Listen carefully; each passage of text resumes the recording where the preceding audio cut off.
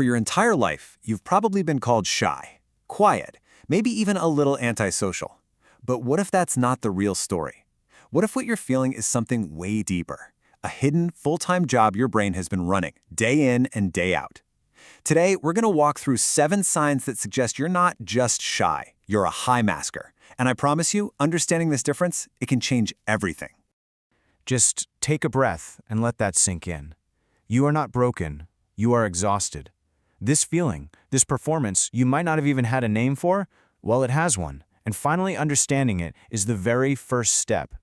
The clinical term for this is social camouflaging, but most of us just call it masking. It's basically the process of suppressing your natural autistic traits to blend in and appear neurotypical. You do this through a few key strategies. There's compensation, like memorizing entire social scripts to get through a conversation. There's masking itself, which is where you actively stop yourself from doing things like stimming. And then there's assimilation, which is like putting on a whole different character just to fit in with a group. This isn't just a habit. It's a constant brain-draining job. And all of that, the scripting, the performing, the constant self-monitoring, brings us to the absolute core of this. Masking isn't some quirky part of your personality. It is a full-time job for your brain. And that job has a massive cognitive cost. This right here breaks down the toll it takes on your brain's executive functions. You know, its command center. So take cognitive flexibility, which is just your brain's ability to switch gears. Masking demands constant situational shifting, and it depletes you so fast. It's why a small change in plans can feel completely destabilizing. Then we have inhibitory control. This is all the energy you spend pushing down your natural reactions. It's why you can look perfectly calm on the outside while a storm is raging inside. And finally, your working memory. You're not just having a conversation, you're managing multiple social scripts at the same time. It's truly like running a powerful background app on your computer that you can never, ever close. Is it any wonder you're so tired? All right, let's dive into the first 3 signs. These are all about the performance itself, what it looks like on the outside, and the immediate price you pay for it.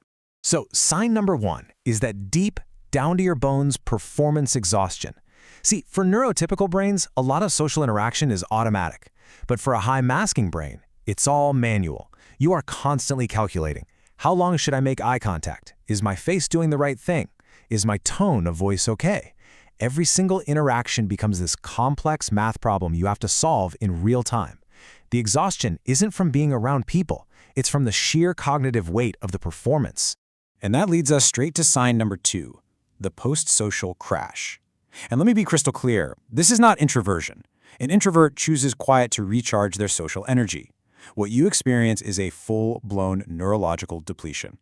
It's that moment you finally get home, you shut the door, and you just collapse. You literally can't move, can't speak, can't think. That's not a choice. It is a forced system recovery because you have spent every single cognitive resource you had on that performance. Sign number 3 is what we call the chameleon adaptation.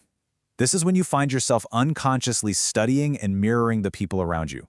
You pick up their gestures, their catchphrases, even the way they laugh. Now, it's really important to understand this isn't you being fake. It's a survival response. It's something you probably learned way back in childhood to avoid being singled out or rejected for being different. You learned very early on that to be safe, you had to become a reflection of everyone else. Okay, on to the next 2 signs. We've talked about the outside performance. Now let's go inside and look at the massive, completely invisible work that's happening in your head. Sign 4 is one you've probably heard your whole life, being told you're too sensitive. Let's reframe that.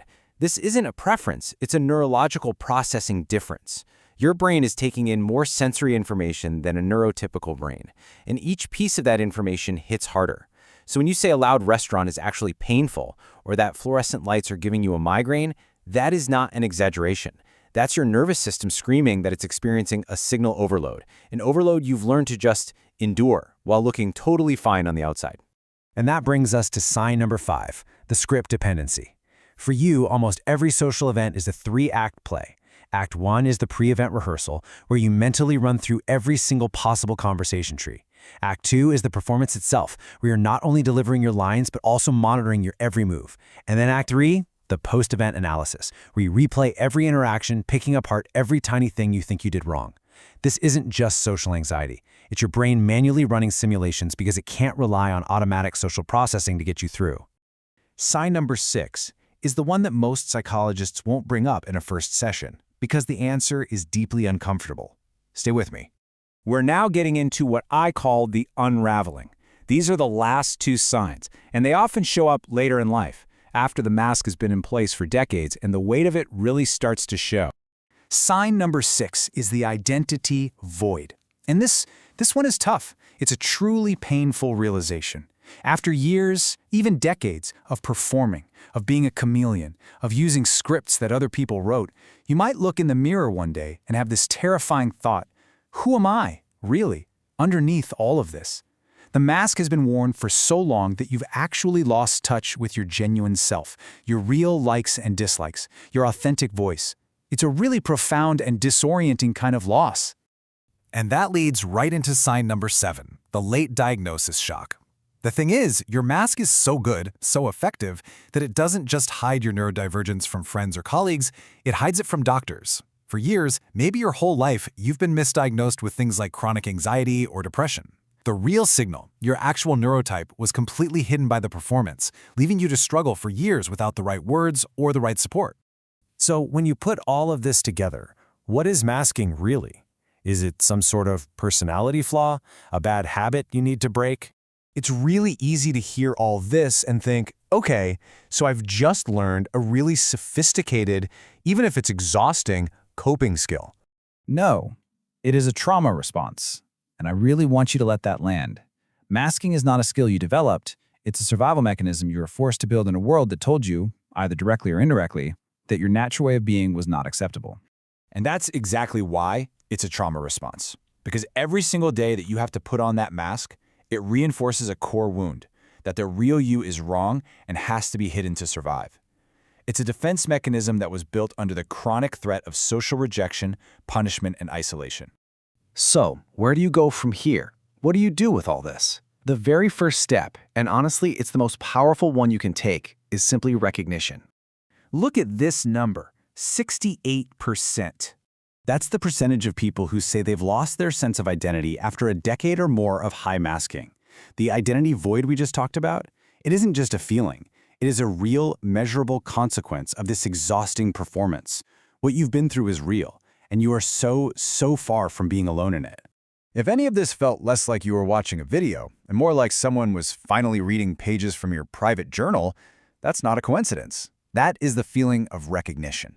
It is the exact moment you can stop blaming yourself for being too shy or too sensitive and start to understand the incredible, unseen work your brain has been doing all this time just to navigate the world. And that recognition, that is where the healing starts.